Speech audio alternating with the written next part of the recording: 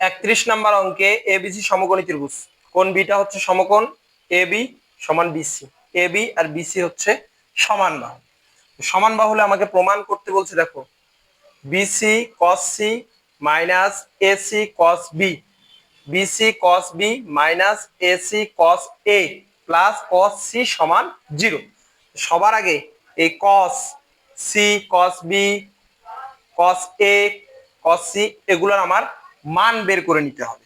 কিভাবে বের করব দেখো, যে অতএব কস সি সমান কোনটা, এই কোণ কস সি যদি হয়, কস সম্বন্ধে আমরা কি জানি যে সন্নিহিত বাহু ভাগ অতিভুজ, সন্নিহিত হচ্ছে বিসি আর অতিভুজ হচ্ছে এসি, তাহলে আমরা লিখতে পারি বিসি বাই এসি।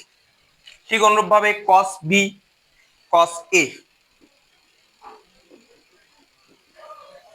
দেখো কস বি এটা অর্থাৎ কস 90 ডিগ্রি, কস 90 ডিগ্রির মান কত, কস আমরা যে আঙ্গুলের মাথায় যে হিসাব করি, আঙ্গুলের সংখ্যা বাই 2, আঙ্গুলের সংখ্যা হচ্ছে কনিষ্ঠার দিকে, কনিষ্ঠার দিকে আঙ্গুলের সংখ্যা বাই 2।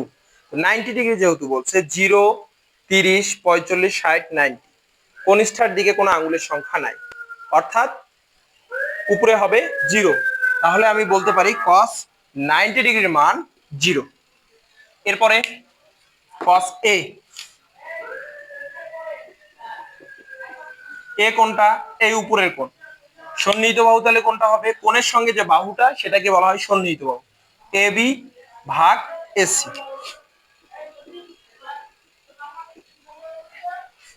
ওকে, এই মানগুলো আমরা বের করে নিচ্ছি। এরপরে যেটা কাজ করব, জাস্ট খালি এটা লিখবো, বাম পক্ষ লিখে বসাই দিব, হয়ে যাবে। দেখো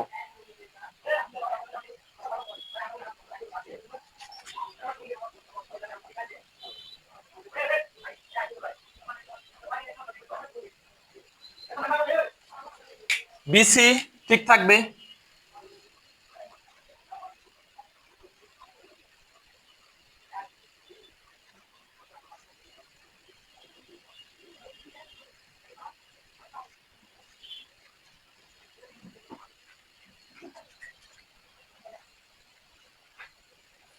কি করলাম, বিসি ঠিক রাখছি, কস সি সমান কি পেয়েছি, বিসি ভাগ এসি, এজন্য বসাই দিচ্ছি বিসি ভাগ AC, minus minus AC AC, cos B এর মান 0 0, বিসি বিসি কস বি এর মান 0, minus minus AC AC, cos এ সমান লেখা যায় এবি ভাগ এসি, এবি ভাগ এসি, কস সি সমান লেখা যায় বিসি ভাগ এসি।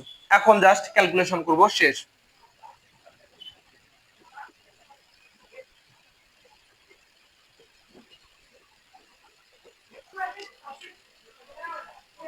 এখন দেখো এই বড় ভাগটাকে যদি গুণ করে দেই কি হবে,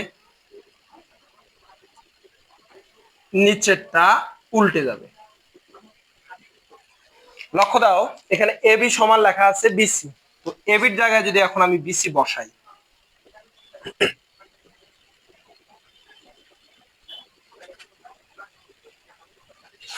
বিসি বিসি কেটে গেলে একটা থাকবে বিসি, তাহলে আমি বলতে পারি minus BC by AC plus BC by AC, ফলাফল 0।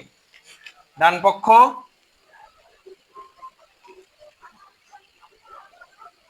প্রমাণিত হয়ে গেছে। এই ছিল আমাদের অঙ্ক, কোনো সমস্যা নাই। এরপর চলে যাব 32 নাম্বার অঙ্কে।